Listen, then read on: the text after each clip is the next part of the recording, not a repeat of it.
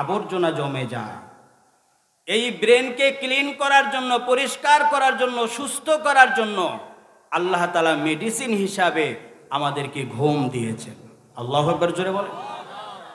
ঘুম একটা মানুষের জীবনে কত জরুরি, এটা আমরা 2-3 দিন না ঘুমাইলেই বুঝতে পারি।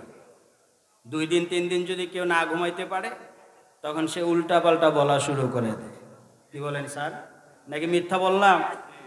وَخَلَقْنَاكُمْ أَزْوَاجًا وَجَعَلْنَا نَوْمَكُمْ سُبَاتًا وَجَعَلْنَا اللَّيْلَ لِبَاسًا।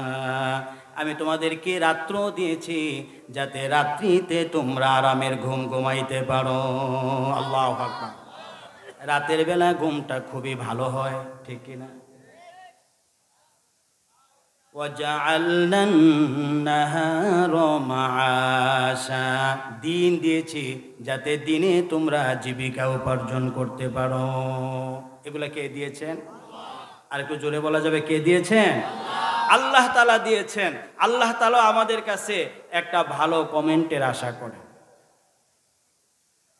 الذي خلق 7 سماوات طباقا ما ترى في خلق الرحمن من تفاوت فارجع البصر هل ترى من فطور। আল্লাহু আকবার। আল্লাহ তাআলার সৃষ্টির ভিতরে কোনো ভুল আছে? আল্লাহ তাআলা বলেন, আমি 7 আসমান সৃষ্টি করেছি তোমাদের জন্য। একটা না, কয়টা? 7টা আসমান, 7 জমিন যিনি আমাদের জন্য সৃষ্টি করেছেন, তিনি কে?